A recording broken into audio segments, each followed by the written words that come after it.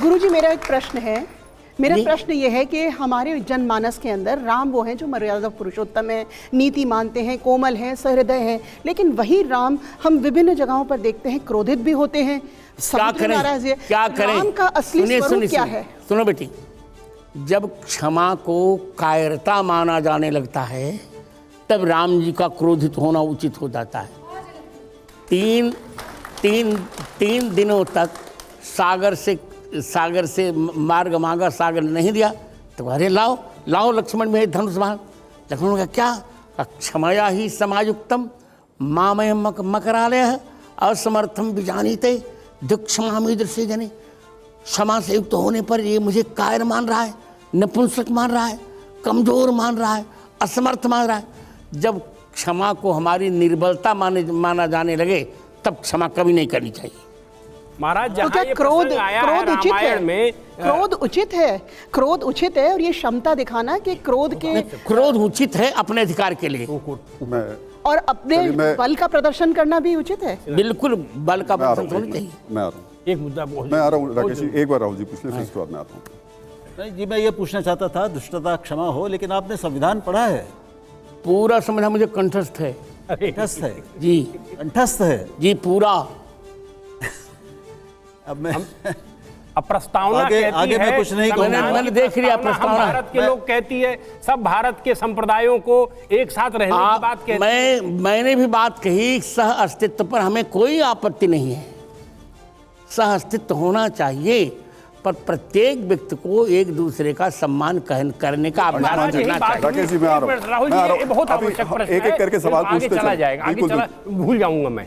देखिए, मौर्य जी रामायण जला रहे हैं और कह रहे हैं कि रामचरितमानस में सह अस्तित्व के खिलाफ बातें लिखी गई हैं। मौर्य तो सठिया गए हैं। मैं आऊंगा, चलिए इस पर अंशुमन जी आप सवाल।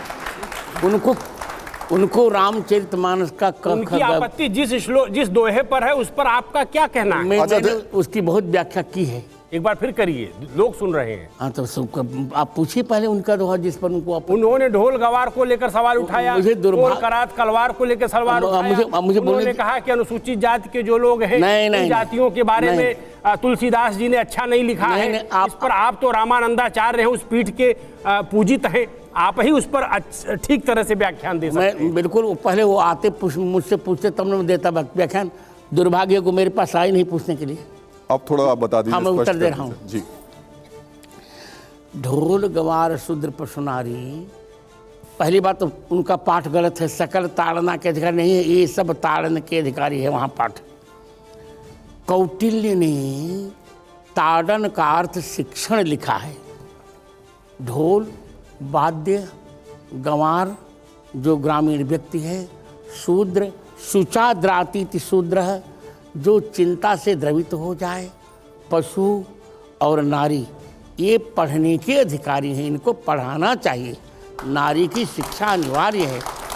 रामचरितमानस का एक भी अक्षर न तो संविधान के विरुद्ध है और न वेद के विरुद्ध है और न भारतीय मानसिकता के विरुद्ध है, न मर्यादा के विरुद्ध है। आचार्य जी, लेकिन स्वामी प्रसाद मौर्य ने एक नया विवाद खड़ा कर दिया है। वो कह रहे हैं कि हर मस्जिद में मंदिर ढूंढेंगे तो फिर बद्रीनाथ में अगर आप ऐतिहासिक तथ्यों पे जाते हैं तो वो कह रहे हैं बौद्ध मठ था वहाँ। नहीं, उनको ज्ञान ही नहीं, कुछ ज्ञान नहीं उनको। बद्रीनाथ शाश्वत मठ है, पद्मासन पर बद्रीनाथ विराजमान है। बद्रीनाथ का प्रमाण पुराणों में है, सभी पुराणों में है। वो क्या जानते हैं? पर जब हम थोड़ा सा इतिहास में जाते हैं तो 7वीं और 8वीं शताब्दी में बद्रीनाथ के निर्माण की बात होती है, और वो हालांकि ये उनका दावा है कि शंकराचार्य ने उस वक्त बनाया था, लेकिन जब हम वेदों में जाते हैं तो वहाँ बद्रीनाथ धाम का जिक्र नहीं है।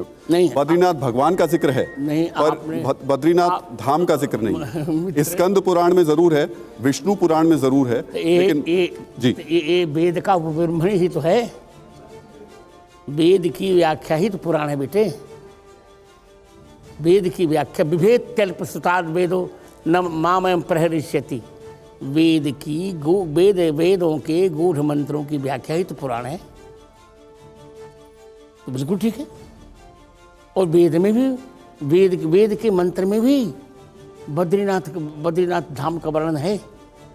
प्रजापतिश्चरति गर्भे अंतर्जायमानो बहुधा विजायते तस्य योनिम परिपश्यन्ति धीरास तस्मिन् हतस्थुर्भुवनानि विश्वा। शुक्ल यजुर्वेद की 31वें अध्याय का 21वां मंत्र है ये। प्रजाओं के पति परमात्मा चरित गर्भे अंतर्जायमा हिमालय के गर्भस्थल में विराजमान है। तस्य योनिम परिपश्यन्ति धीरा, उनके उस रहस्य को धीर जन देखते हैं। तस्मिन् हतस्थुर्भुवनानि विश्वा, उन्हीं बद्रीनाथ में संपूर्ण भुवन विश्वा विराजमान है। जब वेद पढ़े कोई तब न समझ में आए।